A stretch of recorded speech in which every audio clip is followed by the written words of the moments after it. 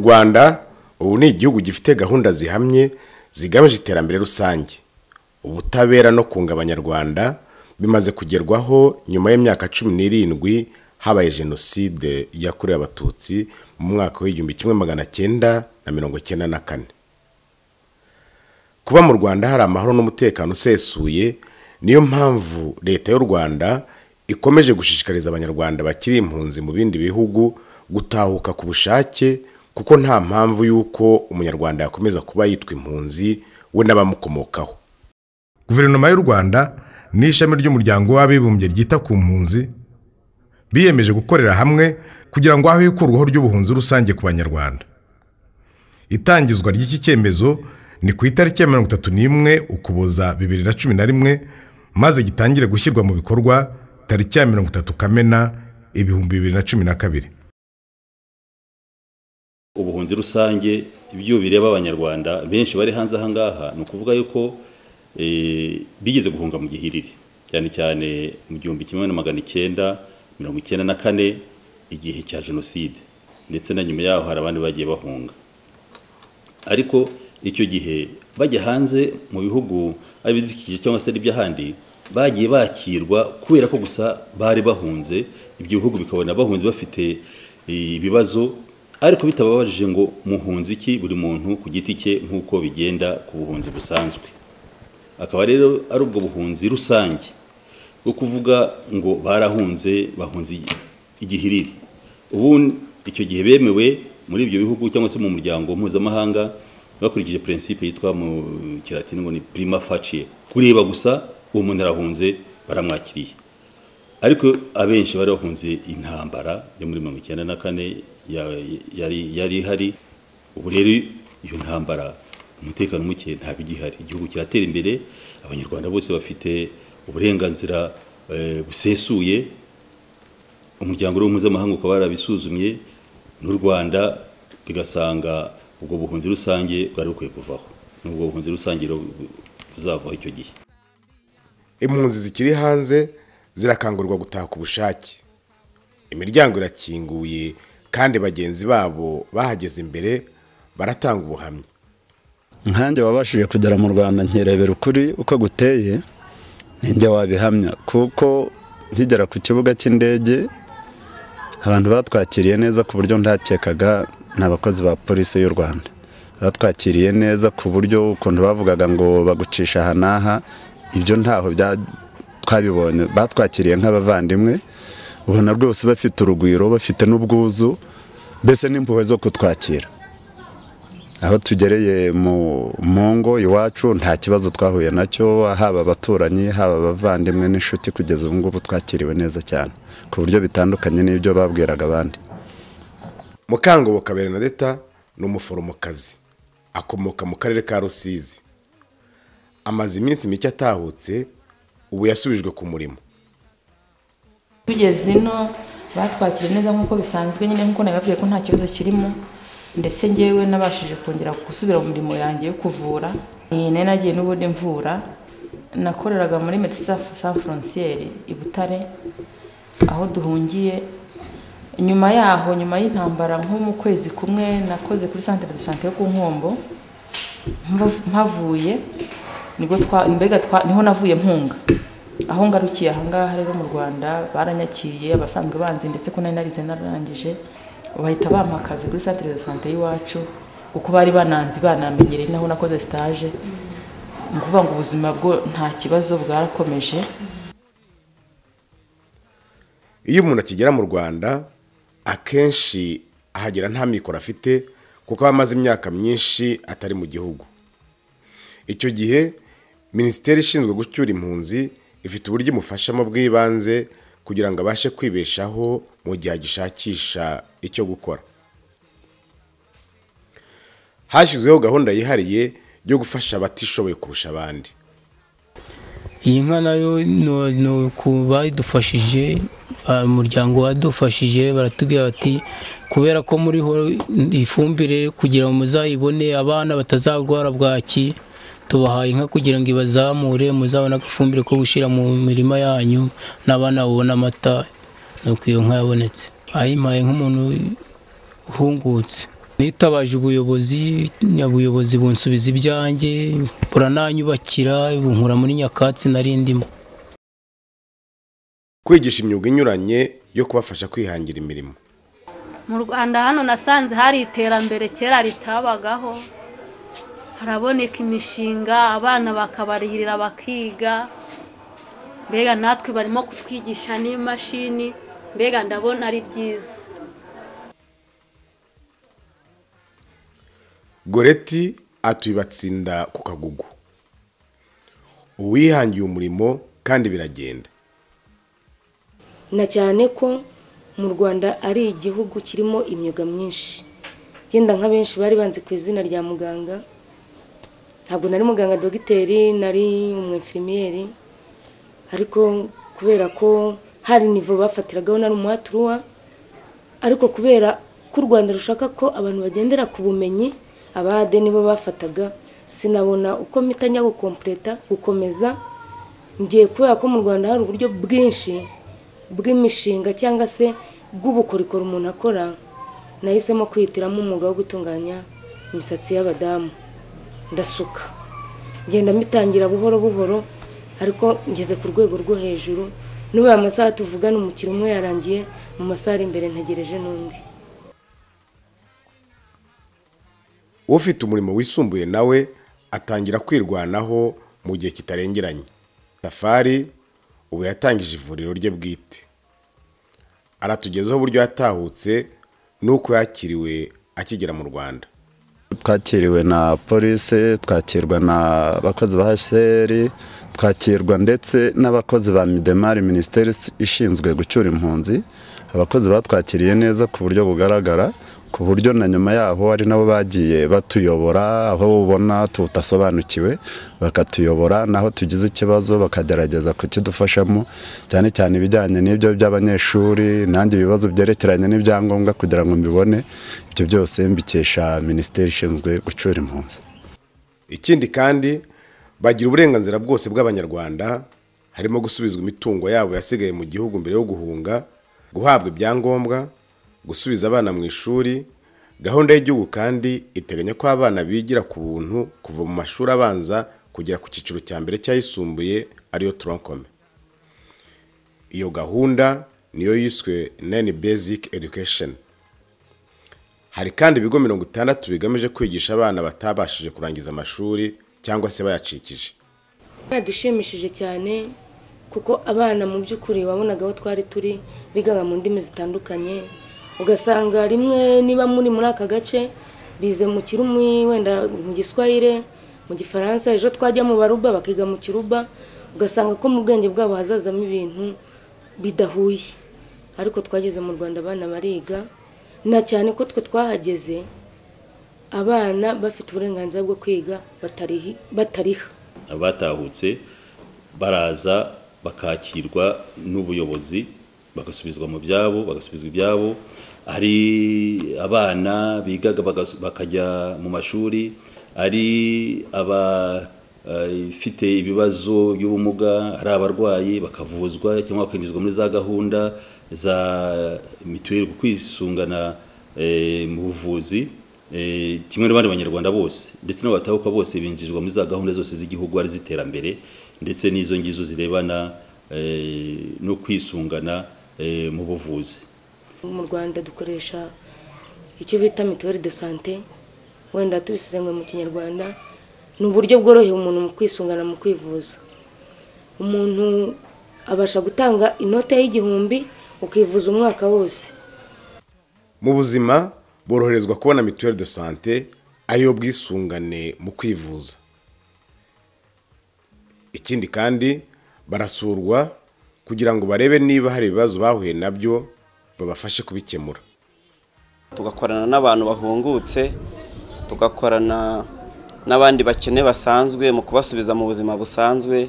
Usanga hari abahungutse bagasanga bagenzi babo barabasize, kaba ngombwa ngo tubasubize mu buzima busanzwe, tubageze ku ntera nk'iyo basanze bagenzi babo bariho.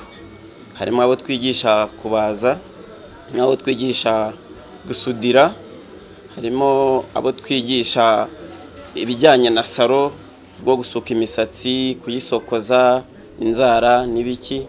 Noneho hakabamo n'abandi twigisha kudoda ari nabo benshi, hazamo abategarugori benshi n'abakobwa bahungutse. Kubw'ibyo iyi minisiteri ya Midimari n'umushinga wa OIM bigerageza ku buryo babafasha bakabazana tukabasha kubankadira mu bandi. Noneho mu kubankadira harimo abo duha inka bakorora muri systeme ya Girinka, harimo abo turi gusakarira bubaka tukabasakarira amazu, harimo abo turi guha amahene, harimo n'aba biga imyuga iciriritse irimo kubaza nyine nkuko nabivuze, gusudira, saro, harimo n'abajya mu kwiga mu bijyanye n'amahoteli mu nce za Kayonza tubafiteyo, harimo emwe n'abiga ibijyanye n'ubukanishi Nyagatare tubafiteyo. Abaje kera bo harimo abarangaje imbere mu mirimo ikomeye y'igihugu. General Rwarakabije Paul yari impunzi, ariko ntiyari impunzi gusa, ahubwo yari akuriye n'umutwe wa gisirikare uba mu mashyamba ya Kongo ariwo FDLR. Yabanje kuba komiseri muri komisiyo ishinzwe gucyura impunzi, ubu ni ukuriye za gereza zose zo mu Rwanda. Naje gutahuka mu 2003, mwaka wa 2003 natahutse, ndatahuka nakirwa neza, nakiwe neza mu Rwanda kuko natahutse mu mahoro, nshaka kubana n'abanyarwanda, nshaka kubana nabo neza, kuko mu buhungiro ubundi ntabwo nari impunzi isanzwe, nari impunzi ya ndundi n'umurwanyi. Ariko haraho byageze nsanga nibyo by'uburwanyi byo kurwanya igihugu ntacyo bigezaho, kurwana intambara zidafite aho ziganisha ntaho bizageza igihugu. Nza gutahuka, naratahutse rero muri uwo mwaka. Mu mwaka wakurikiyeho najwe mu ngabo z'igihugu, nkorera igihugu mu ngabo z'igihugu.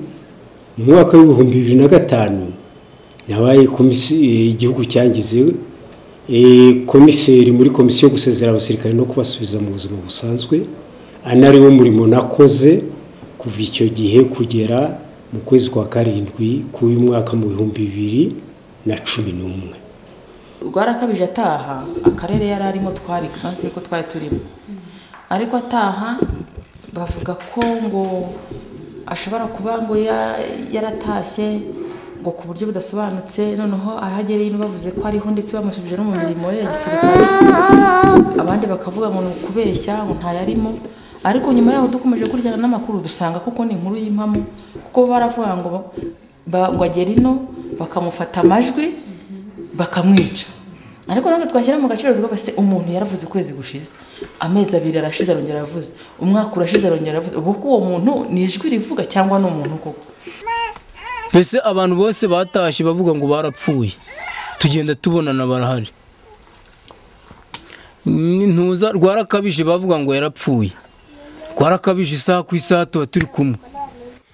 Si ngombwa ko abanyarwanda bose bari mu mahanga batahuka, bizaterwa n'ubushake bwabo kimwe n'amasezerano bazagira n'igihugu cyabakiriye. Gutahuka rero si ku ngufu. Cyane cyane ingaruka ziribana nuko bazaba bari hanze y'igihugu cyabo kandi bari mu gihugu kindi nta mpamvu igaragara ituma bahari nk'impunzi. Ariko muri ubwo buhunzi hagati ahangaha bitegura icyo cyemezo nyine, umuntu niwe uzatekereza akavuga ati icyo nahunze nta kigihari nk'uko babisobanurirwa, ingaruka zizaba ntisikwiye kongeraho.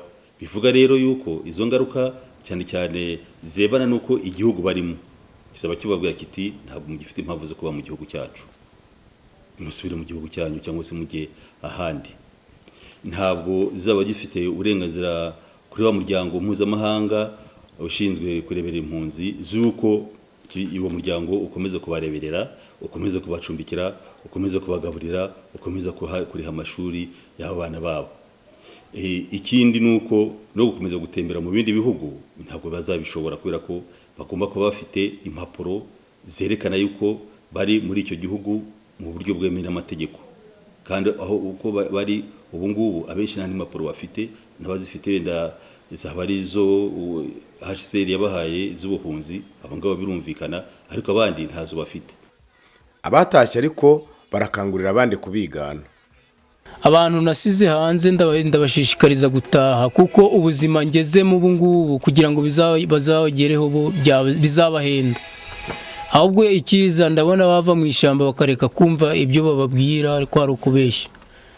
Nk'ubu nkanjye benshi bazi ko wenda napfuye nk'uko babitubwiraga, bati runaka yaratashe baramwica, runaka yaramutashe baramwica, ariko abo bambwiraga bapfuye njye nageze nta bose ndabasanga. Ubu ngerageza guhura nabo tukaganira, tukibaza kubarira mu ishyamba, ariko noneho icyo ndi gushishikariza gutaha nk'abantu nasize, hari abantu nasize bari mu bwigunge batazi naho nuko bameze.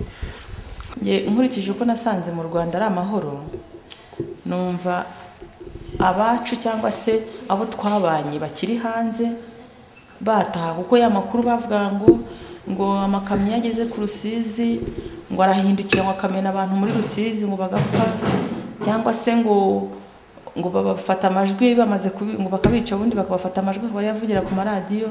Ibyo byose ni ibihuha, ni ukubeshya. Umuntu wese uri hanze unyumva, kandi yaba inshuti yaba nde, njye numva ko ibyiza yataha akaza mu Rwanda. Abenshi bampamagara buri munsi bambaza, abo bampamagara benshi mbabwiza ukuri, mbabwira ko u Rwanda icya mbere hari umutekano uhagije, nta muntu uhohoterwa, hageze no guhohotera hari ubutegetsi bukurenganura kandi mu gihe gito. Na nyuma y'aho ngaho kandi nta muntu ndabona batasubije ibye ngo nuko wenda yagiye, ngo nuko ahungutse, ntabyo ndabona rwose. Kandi ndavugisha ukuri gusesuye, nta gitugu kindiho, njye ndavuga ukuri uko mpagazeho. U Rwanda ni amahoro, njye nkurikije uko narubonye, kandi u Rwanda rwose warubayemo mbere, iyo rugezemo ikintu ahora nacyo aricuza kuko wumva warakererewe, ku buryo noneho plus utinda hanze, plus urushaho kongera gukomeza gukererwa. Noneho donc wanumva ibyiza yataha rwose. Kandi nabo bampamagara ntibagire ngo ndababeshya, baba barimo banambona muri iki kiganiro, ibyo mbabwira n'ibyo mbabwira kuri telefone ni ukuri. U Rwanda ni amahoro, nta kibazo. Ni ukuri, u Rwanda ni igihugu cy'umutekano. Bakagombye kumva ko ibyo tubabwira ari iby'ukuri, bakazana abana bakiga. Hariya nta bije yindi bihari, baze bafatanye n'abanyarwanda kubaka u Rwanda, ahasenyutse tuhubake. Ni ukuri pe, nabashishikariza kugira ngo nabo bave mu byo barimo. Abababwira ko u Rwanda nta mahoro rufite, hari ababifitemo inyungu zo kumva ko bagumya kwibera iryiriya kubera wenda nk'amahano bakoze. Abanyarwanda ntibari bakwiye kugira impungenge zo gutaha, yewe n'uwaba afite inkomanga y'icyo yaba yarakoze muri jenoside. Mu Rwanda hari ubutabera bwunga, barabizi, ntawe babihisha. Niyo wenda babihisha umuntu, ariko ntabwo bahisha umutima wabo, cyane cyane umutima nama, kuko mu Kinyarwanda biravugwa yuko umuntu asiga ikimwirukankana adasiga ikimurimo. Bivuga yuko urwo ruhari barubarimo, aho bazajya hose bazaba barwumva, bizajya bikomeza kubakomanga ku mutima yuko hari ikibi bakoze. Kugira ngo rero umuntu akire icyo kintu, nuko agomba kucyishuza akacyemera. Niba hari amategeko, hari ubutabera bukamukurikirana, akajyahanirwa bikurikije amategeko, cyangwa se akagisabira n'imbabazi. Kandi byarabaye, hari n'abantu benshi bakoze jenoside basabye imbabazi, barabyemera, barabyicuza, barababarirwa, basubira mu buzima busanzwe. Ariko babyemeye kandi bakarekana ko bafite n'ubushake bwo kutazongera gukora ikintu nk'icyo ngicyo. Abo ngabo rero bafite ubwoba, bakwiye kubugira rwose, kuko nibatanataha ngo babyicuze cyangwa bakurikiranwe n'ubutabera, hano n'ubutabera bugira ndetse